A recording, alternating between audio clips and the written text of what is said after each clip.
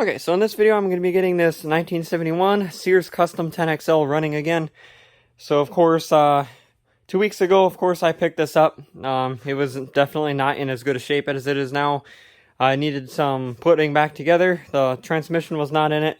Fenders were off of it, so I put all that stuff back on before starting this video. So it is complete.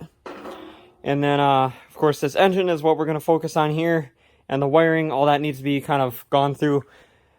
The engine had a stuck intake valve. I put some penetrating oil in there and got that working again, so it does turn and have compression. I put a carburetor on it. That's a brand new one I got off Amazon. They're like 15-20 bucks. I actually robbed that off of another tractor for now, so I'll have to get another one for that one. And then, you know, because I took this one from that.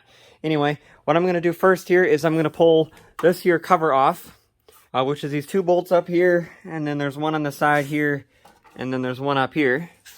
And I need to lube up the starter gear because it wants to kind of stick a little bit, because I had this kind of turning over a little bit to check the spark. And there's some little connections under here I want to clean up, which will just help the spark a little bit. So I'm going to get that pulled off, and we'll do that. So I got that flywheel shroud off, and this does have that silver ignition module that I was thinking it was going to have. I did sand down these two little pins here just a little bit, just to sand some of the rust off.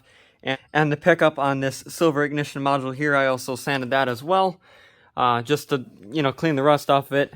I just about guarantee you, if your engine has weak spark or no spark at all, if you sand down those little, these two little knobs that stick out here and the pickup on this silver ignition, you'll have spark. I don't know why, you know, they get rusty and it stops working, because those are just two little magnets.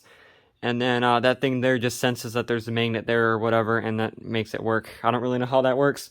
The power is generated from the magneto, which is underneath the flywheel, which is also what generates the power, which goes to the regulator, which charges battery as well. However, I do have a more video in depth on that on an ST10, which is basically same thing as this. I'll have that linked in the description of this video, and I did have a Suburban 12 video from a couple years back. That'll also have linked in the description of this video. So if you want to go check those out, I went in a little bit more detail on that engine. So next, I'm going to go wire this up. So I've got to figure out where this stuff goes. I assume these two here go to the regulator, which is right here. And unfortunately, I cut those when I cut the remaining of the wiring harness out of here, and didn't really realize that those should have been stayed connected. And this is the one that goes with the key switch, but hey, whatever. This did have the big key switch that had the two battery terminals going to it, and no fuse or anything, no solenoid. So I'm going to mount a solenoid in here somewhere, probably underneath the frame, and then have a fuse and stuff, you know, do it the right way instead of what they did back in the day on this. So I'm going to get the wiring done, and I'll turn the camera back on and walk you through that, and we'll go from there.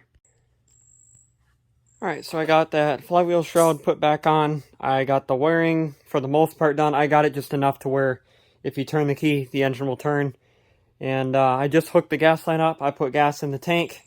I put this little elbow on here, and I realized I don't have the top part. So I went looking, and I found this Kohler air filter that is actually brand new and happens to actually fit perfectly fine. So there's the part number. It is a little bit skinnier than what the original one would have been. The original one should have been a little bit taller. But of course, I don't have that, so I found this. So I'm going to try to figure out how to make that fit. Something like that.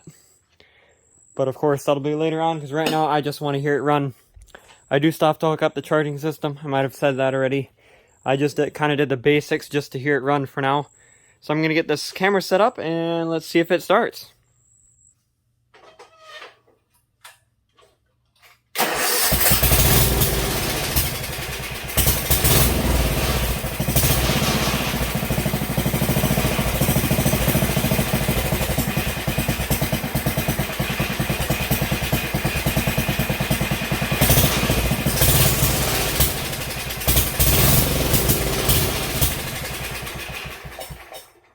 Pretty easy. Needs a little bit of adjusting because I pulled this carburetor off a different engine, so they're not going to be exact, even though the other one was also 10 horse.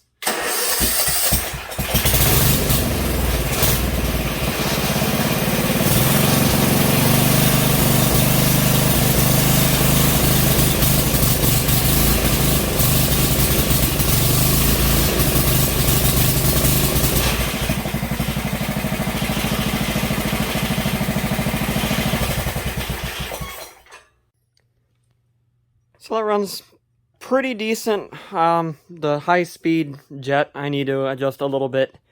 But that is pretty good for now. I'll adjust that a little bit more off camera.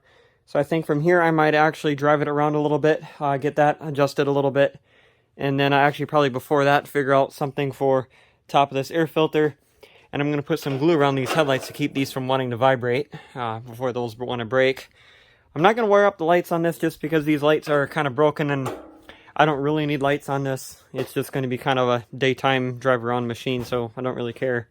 So anyway, I'm going to get some adjustments done and then come back. Okay, so we're outside with it now. It's basically done-ish. The air cleaner, I still want to get the correct part for it because it's still kind of not right. You know, it's got this going on. I just zip tied that top on there for now, so it'll at least, you know, seal and not suck in any dust and filth. So I'm just missing that top little cover, but I'll find one here eventually. I'll probably actually have one somewhere.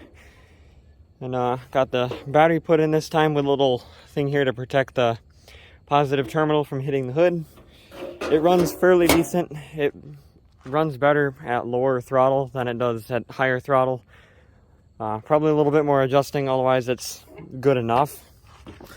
So we'll start it here and kind of show you how it runs.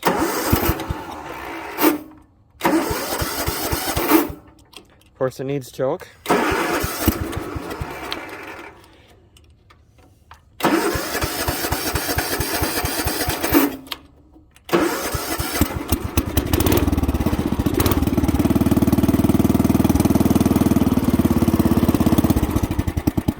So it idles really nice.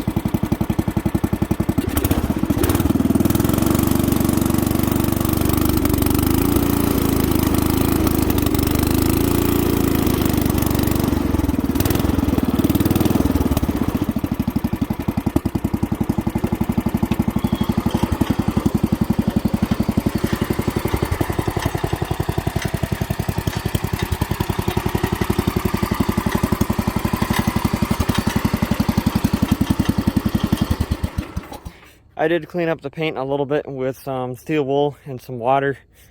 I need to wipe it down a little bit because there's some residue from that on there. But it turned out pretty decent. I'm pretty happy with it. I gotta get a little dent out of that fender right there I see now. But yeah, that is probably going to be it for this one.